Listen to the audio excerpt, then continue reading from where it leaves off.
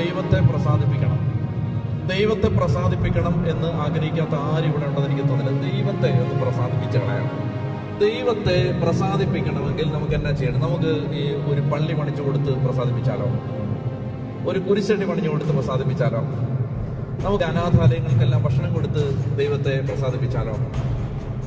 നമുക്ക് 1,00,000 മെഴുകുതിരി കത്തിച്ച് പ്രസാദിപ്പിച്ചാലോ? അപ്പൊ മനുഷ്യന്റെ ഉള്ളിൽ ഉള്ള ഒരു ചിന്തയാണിത്.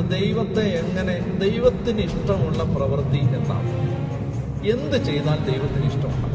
അത് ഒരിക്കൽ ഈശോയോട് യഹൂദന്മാർ വന്നിട്ട് ചോദിച്ചു, എന്താണ് ദൈവഹിതം അനുസരിച്ചുള്ള പ്രവൃത്തി എന്ന് പറഞ്ഞാൽ, അതിനെ മറ്റൊരർത്ഥത്തിൽ പറഞ്ഞാൽ, ദൈവത്തെ പ്രസാദിപ്പിക്കാൻ ഞങ്ങൾ എന്ത് ചെയ്യണം? എൻ്റെ പൊന്നുമക്കളെ, ഞാൻ നിങ്ങളോട് എൻ്റെ ജീവിതം എൻ്റെ ചങ്കിൽ തട്ടി പറയുക. നിങ്ങളിത് വിശ്വസിക്കുക. ഞാൻ ഈ പറയാൻ പോകുന്ന കാര്യം, ഈശോ പറഞ്ഞ കാര്യം നിങ്ങൾ വിശ്വസിക്കുക. ഇത് നിങ്ങൾ ചെയ്താൽ ദൈവത്തിന് നിങ്ങളോട് ഭയങ്കര സന്തോഷം വരും. എന്നിട്ട് ദൈവം നിങ്ങളെ കൈവെള്ളയിൽ എടുത്തുകൊണ്ട് നടക്കും. ദൈവത്തിന് ഭയങ്കര ഇഷ്ടമാണ് ഞാനിനി പറയാൻ പോകുന്ന കാര്യം.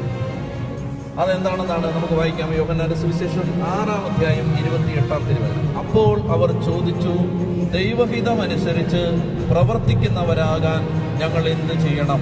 യേശു മറുപടി പറഞ്ഞു, ഇതാണ് ദൈവഹിതമനുസരിച്ചുള്ള പ്രവൃത്തി. അവിടുന്ന് അയച്ചവനിൽ വിശ്വസിക്കും.